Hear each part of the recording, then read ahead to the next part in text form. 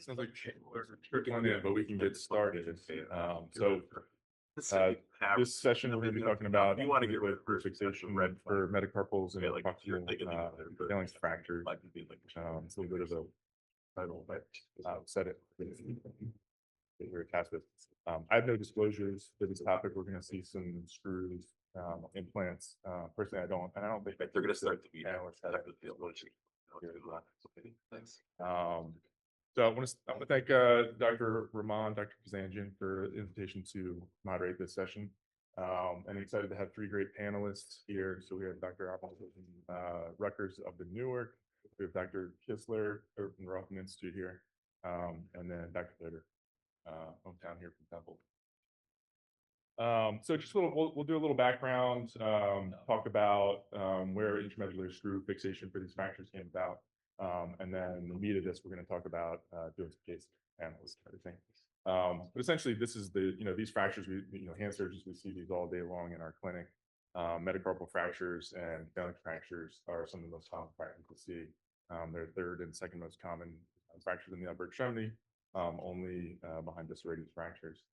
Many of these can be treated non-operatively. I'd say most can be treated non-operatively, but not all of them. If there's malrotation, if there's excessive shortening or angulation, then typically we'll indicate these cases. Traditionally, the most common fixation methods would be either Kirschner wires, typically placed percutaneously, interfrag screws for any longer spiral fractures, or plating. And I would say they're all sort of good options, and none of them are better than the others per se when you look at the literature, but none of them are also optimal. I think people were still on the lookout for another way to treat these fractures. So that's where intramedullary screw fixation came from. It was first described in 2010, so it's been around for about 15 years. But I would say over the past 10 years or so, it's really picked up steam. Typically, initially they were treated with headless compression screws. But that sort of limited the indications a little bit, how much they could shorten fractures that are long oblique or comminuted or spiral. But as things have gone on, they've actually had some implants designed specifically for these fractures that are non-compressive that maintain that length. And then if you look at the literature, there's been a lot of literature out, recently looking at these things. And there's pretty good overall outcomes with relatively low complication. So like I said, initially, when we were talking about intramedullary screw fixation for metacarpals, they were best done with transverse fractures or any of these short oblique fractures. Like I said, when you're placing a screw, that's a compression screw, it's going to shorten that fracture. If you shorten it too much, you're going to get issues with range of motion extension specifically. But once these non-compressive screws have come out, it sort of expanded the indications for those that are like spiral fractures, long oblique, comminuted fractures. So these are just a couple examples here. The ones on the left are the headless compression screws where the pitch is wider at the leading edge of the screw as opposed to the head, so you'll get that compression as you turn it. Whereas these examples on the right here, the pitch is uniform throughout, so there's no compression when you set them. This sort of expanded then onto proximal phalanx fractures as well. Typically, they're best done with extra-articular fractures, but you can use sort of simple fractures as well. The examples on the top row there are extra-articular, whereas if you have a simple intra-articular, it doesn't require more of an open reduction or anything like that. These can still be pretty effective. So looking at the benefits, and like I said, you can't say that these are any better than those other fixation methods that we talked about. They do have some benefits overall. Obviously, if you're placing a screw percutaneously to fix a fracture, there's less soft tissue dissection, say, than like putting in a plate screw construct. And theoretically, you're sort of preserving that fracture hematoma.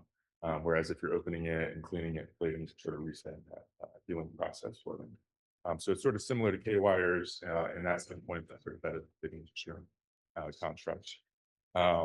You have sort of a quote stable fixation with these when you that sort of biomechanically allows you to start some early motion, especially with definite digits. Doesn't have as much rotational control like a femoral nail or tibial nail that's locked with proximally and distally to maintain rotation. rotation is really maintained from that friction through in the medullary canal. But we'll talk about different options, correcting and maintaining the rotational control for that. So it's a little better than K wires from that standpoint, where you can get them moving a little bit better, sort of similar to plate construct. Also has sort of a zero profile fixation in that the screw is buried within the bone. It's particularly important with proximal phalanx fractures.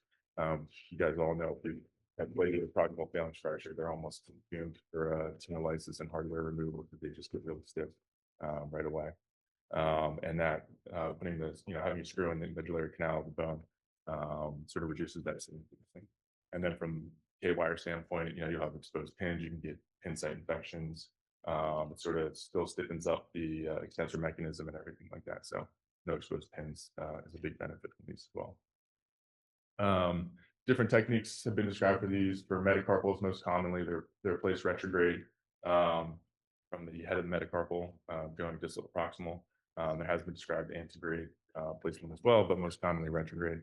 And then for the proximal phalanx fractures, these can either be placed sort of central down the medullary canal.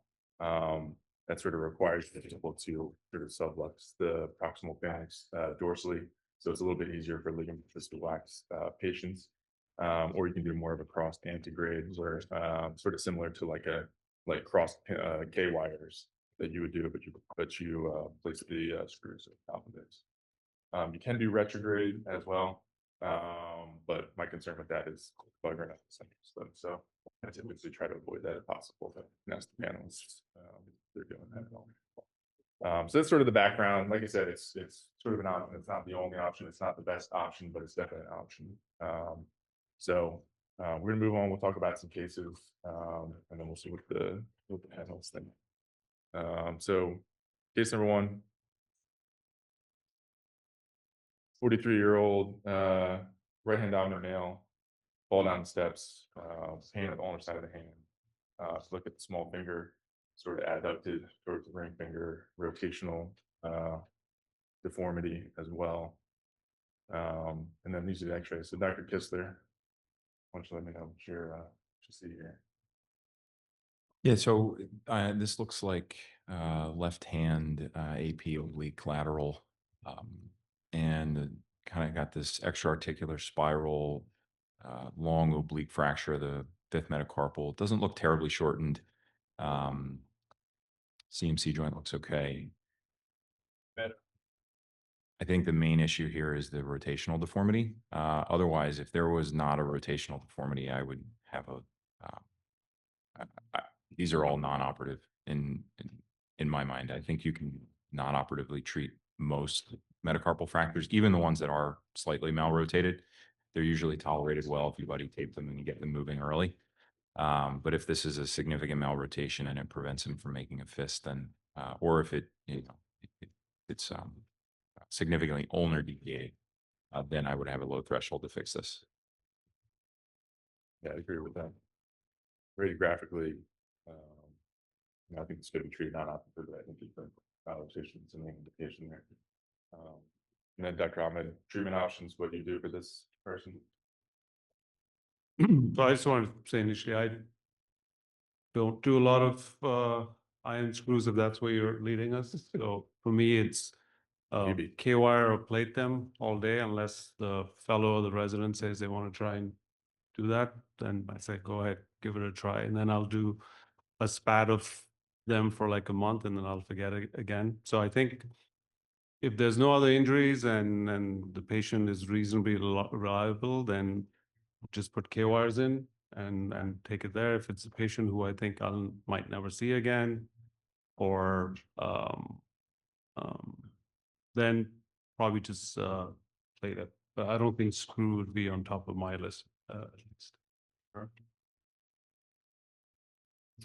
Yeah, so I agree. Certainly, all those options are available. I think it's more of a preference here. I would feel like you can stay alive. I think is a good option. So you get in there, can't get a great close reduction, can't get the malrotation to correct.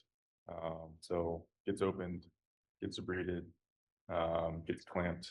It's sort of a long oblique kind of fracture pattern. But as far as getting intrafrag screws in there, really just didn't have enough field state to do so.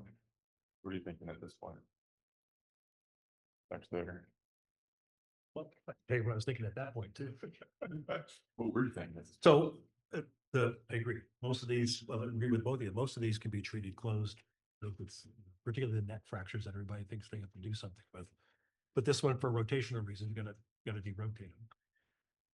Wherever I was a pinner, the bouquet pin down either side. But that's intramedullary fixation. So this made a believer out of me that if I can get this reduced and a pin across it, if I can get it reduced and a screw across it, then the patient who doesn't come back again doesn't have percutaneous pins out. And to get relatively stable fixation. So I have everything in the room, but unopened. Until we say, all right, because I thought I could interfrag that.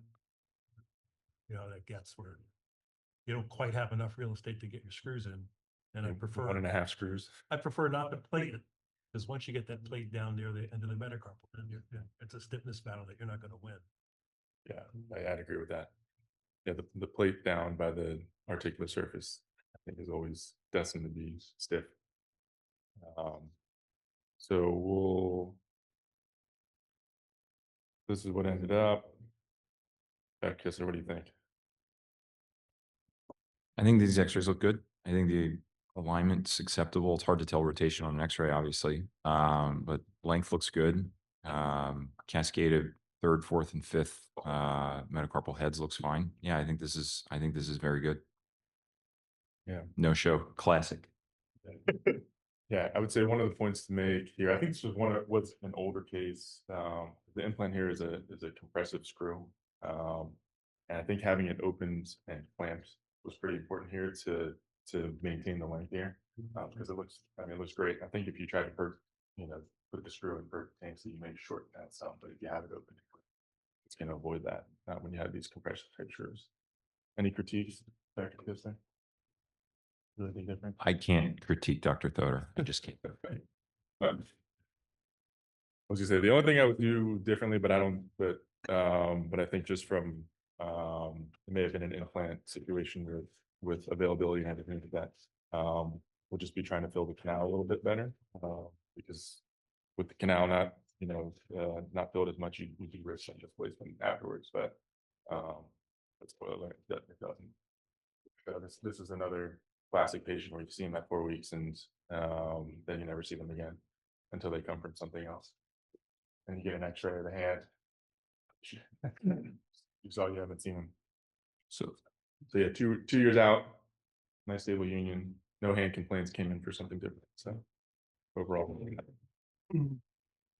That's how we get long-term follow-up around here. Yeah. So I had a question: is how do you size them? Are you templating before? Are you just So going with the flow? yeah, Measure the canal on X-ray. Okay. The length is off the wire, and I think that the isthmus measurement is critical. If you're too loose, it doesn't hold it. I think a bigger problem is sometimes it's too tight, and as you put the screw down, it fractures. Yeah, too tight, I think it's to be avoided for sure. Mark, can I ask you a question? Sure. I don't know if people behind me can hear, but you can repeat it if necessary. So an indication for fixing these is often malrotation. And let's say you have something that's, takes a little bit of work to kind of keep it malrotating. How confident are you in a single metacarpal screw maintaining rotation and preventing like loss of rotational reduction? Is my one question before you get into the pros on technique. And then I guess I was going to ask Dr. Ahmed, it sounds like you're not a huge fan of it, and I would just ask, why? Have you seen some failures? Is there a reason that you haven't kind of decided to do it preferentially for any patient? So those are my two questions. Yeah. So yeah, like I said, this is not like a femoral nail or a tibial nail where you have it locked, proximal distal to the fracture site. So the rotational control is definitely, a concern that you have to take into consideration. Typically for these, buddy taping the fingers to help with that risk. So, you know, the main thing with these, you know, one of the benefits is that you can get them moving early. So, but you can keep that rotational control a little bit with the fingers. I think it's even easier if it, you know, this was a small finger. If it was, say, a ring finger or a middle finger, a lot of times I'll buddy tape to both adjacent digits so it doesn't get pulled one way or the other to help with rotational control. Anybody else have anything different that they do? Yeah, the implant that my preference is for these cases, and I don't have any conflicts with it, but it's a non-compressive implant, and you can usually get a pretty solid isthmus fit with the threads. So it's a fully threaded implant. And knock on wood, I haven't had any issues so far with it going back to malrotation after fixing it. Yeah, if you get a good isthmus fit, it does hold it some. I think, keep in mind, I think that the amount of compression on those dual pitch screws is questionable. I think there was a study out a couple of years ago that it doesn't really compress very much. I think if you size the screw properly, you drill across the isthmus to make sure it's going to fit. You use the threads as an isthmus fit. I don't think it matters which device you use because I think the others compress enough. Yeah, one of the considerations too is that screws are right-handed. You know, the pitch of the screw is clockwise for right-handed powder supination. So if you're putting in, you know, a retrograde nail for a fifth metacarpal on the left hand, as that gets purchased into the head, it's going to want to now rotate that towards the ring finger, and then the opposite is true for the right hand. So the rotation of the screw can actually help or hurt you depending on your rotation as well. It's something to keep into consideration. So talk about technical pearls, things like that. But for these, when I'm putting them in to help with to correct the malrotation, I have them down. I put them down into a composite fist. So that small, you know, if it's the small finger that we're doing the fifth metacarpal, I'll have that small finger tucked down into composite flexion out of malrotation as I'm putting that screw in. But you do have to keep in mind once it gets purchased into that like head neck fragment that it may try to rotate it some more as well, especially when you have a good strong isthmus fit. It can't really rotate that. So something I think why I haven't, I think I've started thinking a little bit about what makes my life easier. And I think if these get infected, if these break, doesn't happen that often, trying to get them out is really annoying. And I know you can move them right away. So, and metacarpal, the MP joint for me at least doesn't get as stiff. So if you can just K-wire them, if it's comminuted, you want them to move, I usually just plate them. Proximal phalanx, if it's that classic proximal third extra-articular fracture, then I think they work really well because you can put that on and you can move them right away. But it's more so of if something goes wrong with this, it will be more annoying to me as opposed to K-wires or plate. Yeah, so this was a pretty standard case here. So just a couple of the pearls, you know, avoid the OIF, the non-reduction open internal fixation. So in this case, the fracture was clamped when the screw was put in to really maintain that anatomic alignment. Just a bonus tip that I've started doing a little bit for some of these cases. If you can get, you know, sort of a decent reduction, but maybe not perfect, these wires can be pretty thin and flimsy. So if you try to use them sort of as a joystick, it doesn't really work as well. So if you get, if you have a really good, you know, if you're really confident with your starting point for that sort of near fragment would be the distal fragment for the metacarpal here. If you send the wire down to the fracture site and then you drill over the top of it, you can actually use your drill that's a little bit more robust. Almost use it like the finger reduction tool for a femur, and really line that fragment up so that you can then pass your wire across the fracture site into that proximal fragment. I found pretty helpful here. So we talked about malrotation stuff, in that the screw can sort of help or hurt you as well from that standpoint. And then sort of critical is the starting point, like I talked about with these. You really want these sort of on the lateral view. Dorsal third of the metacarpal head is sort of where it lines up with the medullary canal, and it's sort of outside of that normal functional area of cartilage contact. And then one sort of pearl for getting a good PA for these metacarpals too, just remember metacarpals are oriented in an arch. So if you get just your standard PA of your hand, you're going to get a good PA for maybe the third metacarpal. But if you're doing the fifth metacarpal, you almost have to pronate that hand a little bit too, and line up those collateral recesses so that you know you're getting that screw right down the middle, and you're not going to your screw's not going to cause an angular deformity there. Any other tips tricks before we move on? All right, case number 2. It's another 45. We see a lot of these friendly altercations. I don't know how many people are seeing these as well, but sort of I was fighting with my best friend or my partner or something, and we were doing something and got the hand grab twisted, looking at the ring finger, sort of abducted away from the middle finger and malrotated again. So back on that scene here on these X-rays. So it's, Oh, I don't see that's not the best. no, I can just about see it if, unless I'm missing it completely, the ring finger proximal phalanx fracture, and it looks on the X-ray on the right that it's deviated, and definitely looks like it's malrotated as well. On a lateral, I think this is a little more distal than that classic thing, which gives you a apex volar deformity. But it does look malrotated. Yeah, I think to go along with the clinical malrotation, it's obviously radiographically malrotated as well. So Dr. Kistler, say options wise for this. So I think you can pin this. If I pin these, I like, antegrade pins going in from the bases, both ulnarly and radially. And then you get that kind of like bouquet effect. But my preference really, and that's not because of this talk, it's because I think it provides stable fixation and you allow them to move early. I would put a screw in this for sure.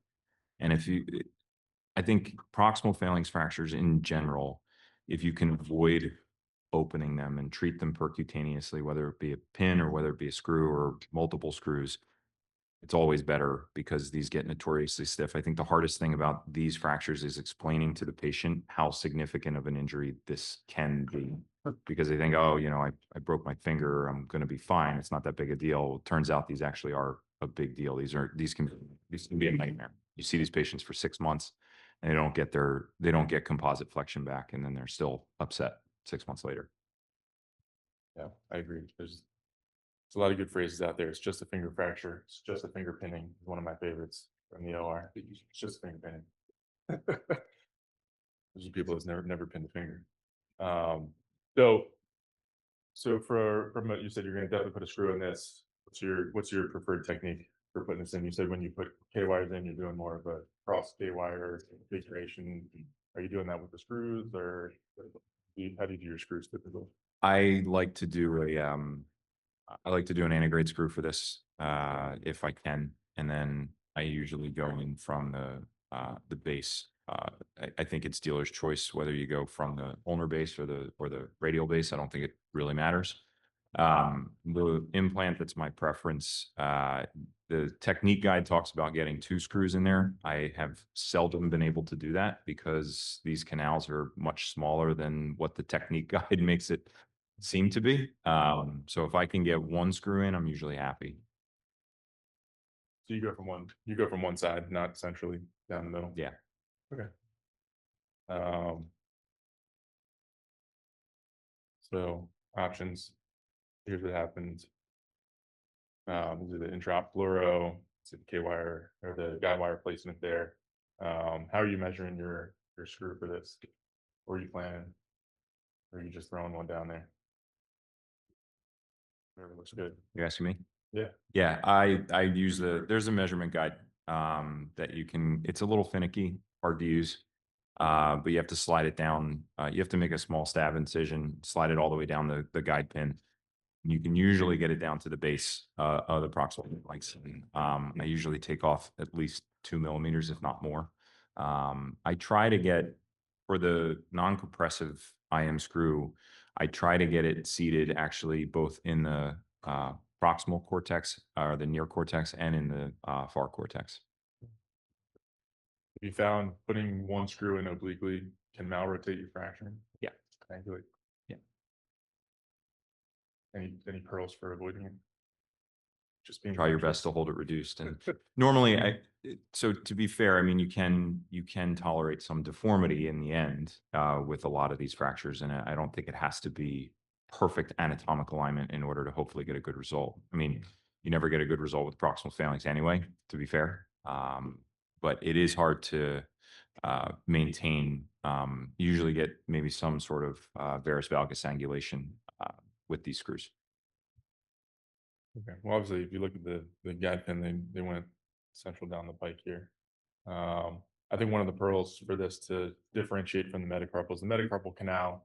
If you look at it in cross section, it's more of a circle, whereas the canal for a proximal phalanx more of an oval, where it's much narrower from A to P as opposed to from radial to ulnar. So if you look at the PA view there, see it looks like a wide canal. If you measure from there, you're never going to get that, because if you look then on the lateral view there, the canal is much thinner. So when you're measuring for your diameter screw for proximal phalanx fractures, you measure on the lateral, whereas for metacarpals, you measure the isthmus on the PA view there. And then placement here, if you look at the medullary canal of the proximal phalanx, it's pretty similar to the metacarpal in that it lines up sort of in the dorsal third there. So sometimes these can be sort of intraoperative game time decisions if you can do this. With some people that have some ligamentous laxity, you can sort of sublux the base of that proximal phalanx up in order to get a good starting point for your guide wire. But some people are stiff, and it's hard to do that. And then so you have to sort of audible a little bit and do what Dr. Kistler does here from the side. So Dr. Thoder, what do you think? How'd you do?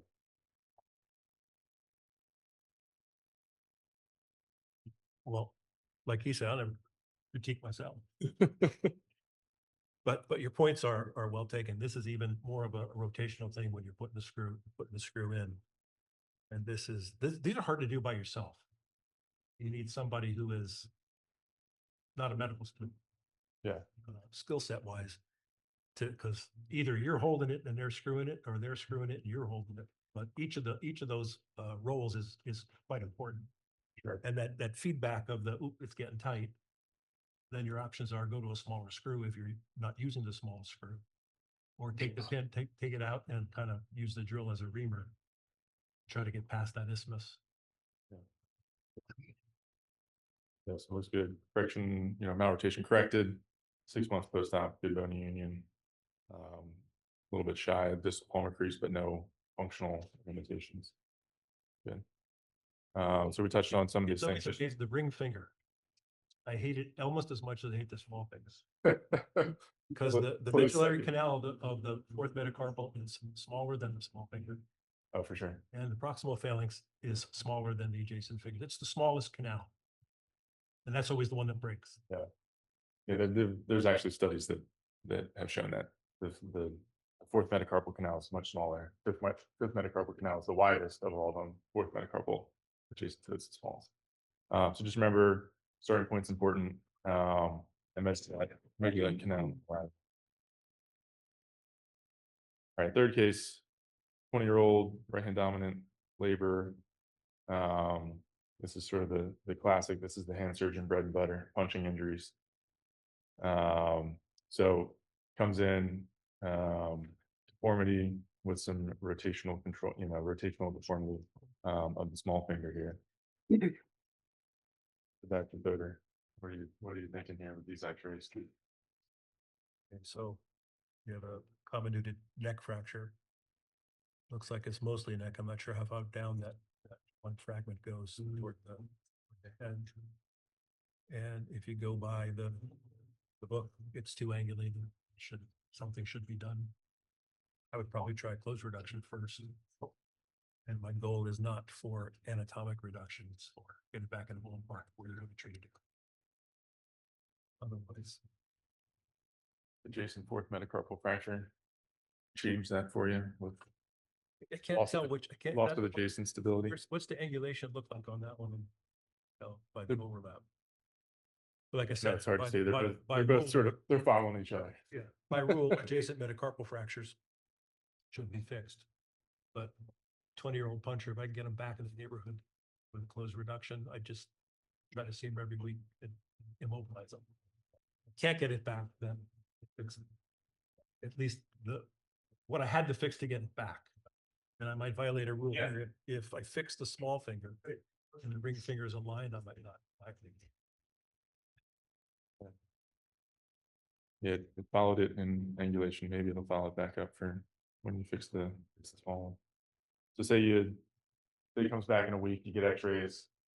Suction x-rays looked good last week and now they're back to where we are now. Opinion, plating. Still me? Again, I think this is a good one to nail them both. I'd agree with that for sure. Yeah, especially with multiple metacarpals, keeping that minimal invasiveness, I think is really helpful for these because they're, there's you get multiple fractures. The hand is a big balloon, really swollen. Do a big open approach, they're even more swollen. They get super stiff. So I think limiting that soft tissue dissection is really helpful. Dr. Kistler, what do you think? I think I did Pretty okay well. here. Yeah. So this is his 2-week X-ray, and I think the fourth metacarpal shaft fracture is a little bit gapped. This was I was afraid that this screw was going to blow out his cortex when I was putting this in. And then the fifth, I think he shortened a little bit. And I've seen this before, even with these non-compressive screws, you get a little bit of shortening. Maybe you don't get a great bite in that proximal fragment, especially with the level of comminution here. And so I think the screw in the fifth metacarpal is potentially a little bit proud at the head. Probably not so much that it matters because it's not really the articulating portion of the metacarpal head that matters. So you can continue. Yeah, all be considerations. Yeah, like I said, I have no conflicts with these things, but I think these nails only come in 2 sizes, right? Yeah, 3/6 and 4/5. Yeah, so I mean, you think of a 3/6. So a lot of times the fourth metacarpal doesn't have 3/6 worth of real estate. So, But it's narrower at the isthmus. So at the isthmus, I think this nail's 3/2 proximally at the head. That's sometimes where it it's doesn't have measured at 3/2. 3/6. Yeah. Sometimes, But still made me very nervous trying to put this in. And like Dr. Thoder said, I have everything in the room for these cases. I have the hand plates, I have wires, I have this. yeah, for sure.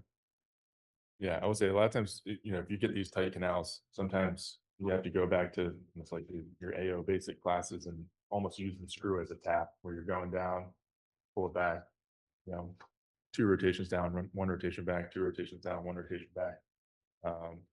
Because they can get stuck and then you can't get them out. Ask me how I know. So, and then post-op protocol. What's your post-op protocol for this stuff? So to be fair, this kid's going to do whatever he wants, no matter what I tell him to do. But for the most part, with nailing paper you gave him? Real good, not all the time. And I'll mention that this is also the son of somebody who works at our office, so that was good. So I usually let these people fly because, like I said, I think for the most part they're going to do what they want. But I think this fixation is stable enough. I put them in a soft dressing post-op. I have them take them. I see them the next week just to take their dressing off, and then I get them moving. I do give them an orthoplast, just like a hand-based ulnar gutter if it's the fifth or the fourth. Just tell them take it on and off. It's just for their reminder to not do too much. I don't know that it works. I have no evidence to support that it works because they probably don't wear it. But there's no reason to cast them or keep them splinted if you're going to fix it this way. Dr. Stoder, Ahmed, any splints after these post-op? I split them for their soft tissues. They're usually swollen when you start. You're going to get more swollen. I think if you keep the soft tissues still and split for the first 10 days or so. Yeah. The post-operative swelling comes down, they do better. Yeah, personally, I splint as well. Usually I just do a dorsal dorsal splints, that doesn't limit their finger range of motion. So I tell them I want them moving, but it splints mainly for pain control, soft tissue, edema control. Anything different? No, if plating or screws, I just let them fly, like Justin, I don't splint them. Okay. Perfect. So comes back in 2 months. Back your bed. Any concerns here? Do great. Think you have a bigger screen. There's little subtleties here. It's hard on the smaller screen that they have for you guys. But the fourth metacarpal nail is now bent a little bit. Dr. Kistler, would you do anything different for this guy? He was asymptomatic at 2 months, and this is not the first time I've seen these screws bend. I have a couple patients like this. I think one was in my board collection, and got picked. Of course. But he was asymptomatic. He had excellent range of motion. He had no complaints, and I let it be. I told him to come back in another 2 months so we could get another X-ray, because I don't think he was fully united yet. But he was asymptomatic. Yeah, and then this looks like 1-year results with good bone union. And that's only because his mom made him come back, because she works in our office. Thanks, Mom. So some of these things we talked about, but for the pearls, that fourth metacarpal diameter, typically the narrowest, the fifth is typically the widest. So really important for preoperative planning, you know, what you think you can fit into those canals. And as far as the punching mechanism, sort of the initial punching mechanism, you know, initial injury coming from punching mechanism, most common risk factor for having a bent screw. I've had a couple of people come back with bent screws. I would say I just let them fly the same way. Usually you have some angulation, but not bad enough that it disrupts their function. So it could be a nightmare trying to take that out. But I think you're really just treating the X-ray at that point, not treating the patient. So if they're doing okay, just let them fly with it then. Probably.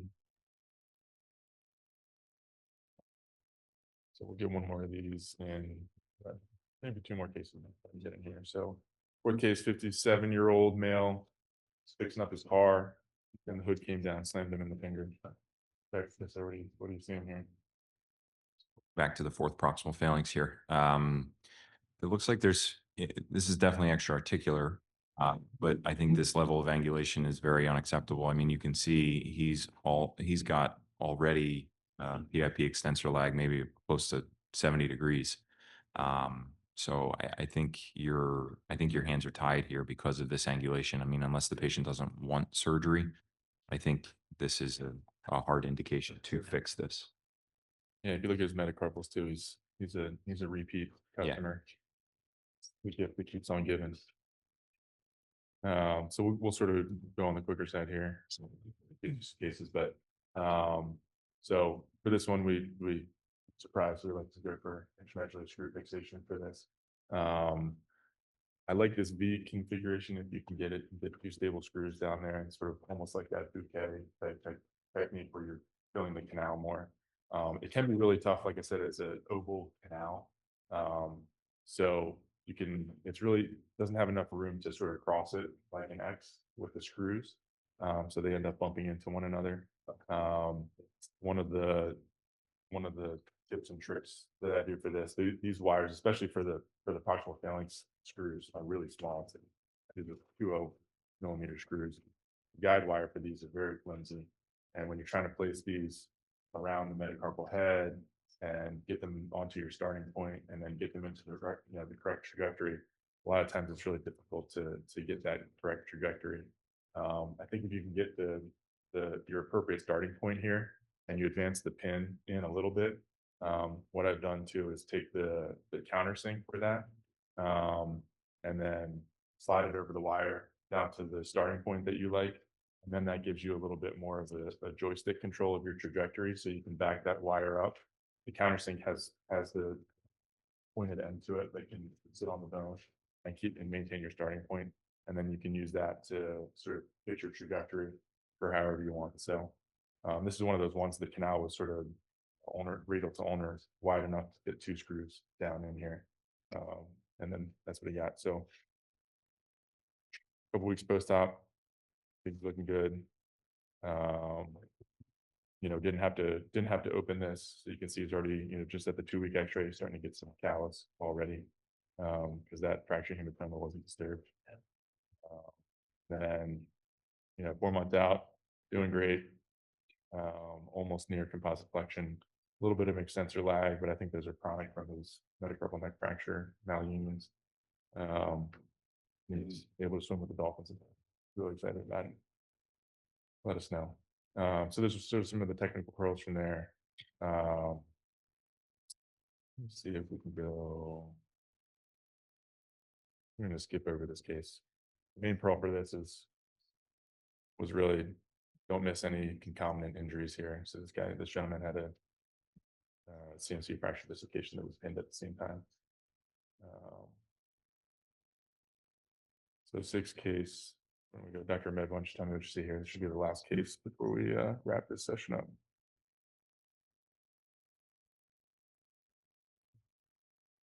So comes in, lady, 20, young girl, 27-year-old, motor vehicle collision. She has malrotation of her index finger. Clinically. What do you say? Yeah. I mean, I think we can see it. Index finger, there's a oblique fracture there, and I would definitely put a screw down this. No, I'm just. I was going with the flow. No, I think you can do. I was just going to say previously that proximal phalanx was the one which you showed with the 2 screws that's the one I would really consider putting. There's no comminution. You have enough bone stock proximally, and PIP joint gets really stiff. And I think one of the things you worry about and people tend to avoid is I want to avoid the articular surface. So they go really dorsal, and then you can't get your trajectory right. So you have to go through part of the articular surface. It's a dorsal third. And I think most patients do okay with that. With this, yeah, you're right. I mean, if this might be difficult to get a 2 K-wire configuration, I think from the radial side, if I was doing K-wires, I'd be worried that, yeah, I can get a retrograde wire in. The other one, I really would have to look if it's going up to the metacarpal palatal ligament recess, and if that's where the K-wire is going to start, can I really get another K-wire in? So this was something I would consider either plating it or putting a screw in, just because I'm not sure if my K-wire from the ulnar side is actually going to go through the fracture site. Yeah, the medullary canal is pretty narrow for index metacarpal too, as well. It's one of my concerns going into this. So got in, went to percutaneously clamp this to get a good reduction, and then getting ready to put the guide wire in for the screw. And then I noticed split in the head here, right at my starting point. So what are your options now? What are you gonna do, Dr. Kistler? I think you are probably forced to pin this, but although I think there's still some people that would try to get a screw in this, because I mean, it's hard to see on this fluoro shot, but I can't tell how significant that articular step off is. So, but I would have a low threshold to convert to pins. Dr. Thoder, anything? How far down the shaft does that go? Is that on the other side of that point to point? Yeah, it probably ends middle of the metacarpal around here. Yeah. Fair amount of real estate. If the articular surface is split but not displaced, we might try to put a couple of really small interfracts in this, and then treat them like I was treating them closed. Just get him to line up. Don't violate his joint. Yeah. Protect him in a cast or a split fly saw cal. Yeah. So you got a little bit of the works. Yeah, there was pretty significant step off in displacement. So we fixed that metacarpal head, articular surface with a few interfract screws, and then that long oblique fracture. they plated that for stability, see if it's been moving on the earlier side. So she was one of those comes for 2 weeks, maybe 4 weeks. And then don't see him again. So they come back to the office 11 months later because they want to get back to work.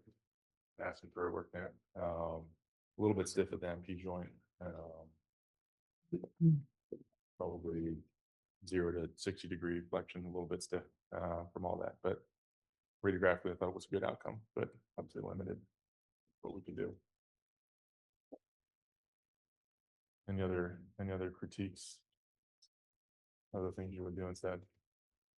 Dr. Kistler? No, this is a win. Radiographically, yes. Yeah. Yeah. All right. So last pearl, always be prepared to execute the backup plan. So put a list of tips and tricks that we talked about for all the different cases. Obviously, no OIPs. A lot of these you can, sort of close, reduce, but then stabilize percutaneously with the screw. But if you can't get it at a low threshold to open it, or percutaneously clamp it, filling the canal can be helpful if you get over 80%. Filling the canal can prevent displacement of your fracture. Obviously, be critical of your starting point because that's the trajectory for now. If you're not in a good position down the central axis of the canal, you're going to get some angular deformities. Correcting malrotation, just remember those screws can malrotate your fracture when you're putting it in there. And like I said, typically I'm putting these in with the hand and composite flexion to hold that finger into or out of malrotation. And then always be prepared with a backup plan. Questions?